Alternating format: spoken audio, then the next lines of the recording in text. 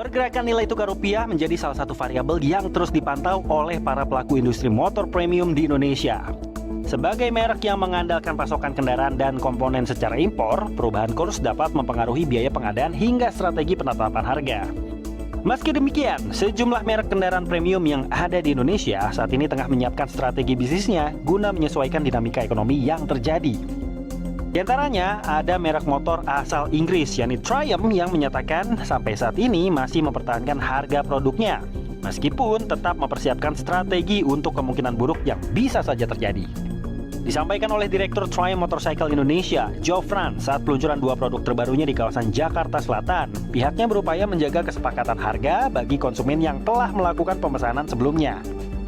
Per hari ini kita masih menghitung dengan base harga yang masih agak lama sedikit ya. Yang kedua, kita juga komitmen terhadap pricing yang sudah kita berikan ke konsumen juga sebelumnya, yang sudah melakukan booking juga.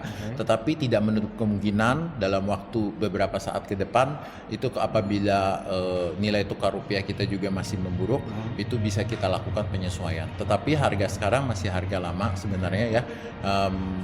Ya kita berusaha keras untuk mempertahankan.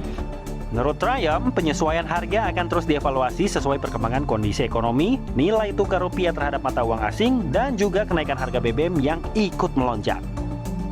Sementara itu, Ducati Indonesia juga mulai melakukan penyesuaian strategi buntut adanya dinamika ekonomi yang terjadi di Indonesia yang pengaruhnya tentu dari global. Melalui pengumuman resmi kepada konsumen, Ducati menyatakan harga suku cadang baru di luar stok yang sudah tersedia akan mengalami penyesuaian sebesar 20% mulai 8 Juni 2026. Merek motor asal Italia ini menyebut kondisi ekonomi global, gangguan rantai pasok, kenaikan harga bahan bakar aftur, serta pelemahan nilai tukar rupiah menjadi faktor yang mempengaruhi biaya pengadaan barang impor. Meski demikian, Ducati menegaskan harga lama masih berlaku untuk komponen yang tersedia di dalam stok. Ditemui saat peluncuran produk terbarunya di segmen Adventure, After Sales Director of Ducati Indonesia, Dito Mulyawadi menyebut kenaikan harga spare part sudah resmi dilakukan pada 8 Juni 2028 lalu sebagai bentuk penyesuaian. Selama nilai tukar masih naik bertahap, kita masih nahan. Kita nggak pernah ubah price list sebelumnya. Cuman di dalam perjalanannya ketika kayak pengiriman juga naik, harga aftur juga naik mas. Mau nggak mau aftur naik sekitar 15% pada saat itu. Kita nggak ngubah harga. Jadi price listnya tetap, tapi kita tambah fuel surcharge aja. Jadi dari harga yang customer harus bayar, kita tambahkan fuel surcharge sekitar 8,5%, baru mereka bayar. Jadi harga kita nggak rubah, walaupun dolarnya sudah beranjak naik. Knalpot Panigale atau apapun itu kan mahal-mahal sekali harganya, dan kita ambil dari Italia semua barang kita. Mau nggak mau berdampak. Jadi semakin lama kita bayar semakin tinggi gitu. Jadi marginnya terkikis pas lama-lama. Kita nggak kuat. Akhirnya pada tanggal 8 Juni kemarin kalau nggak salah ya, itu kita tentukan oke, ya udah kita naikkan harga sebesar 20%. Meski begitu, Ducati Indonesia menyebut tidak ada kenaikan harga pada unit motor premium mereka.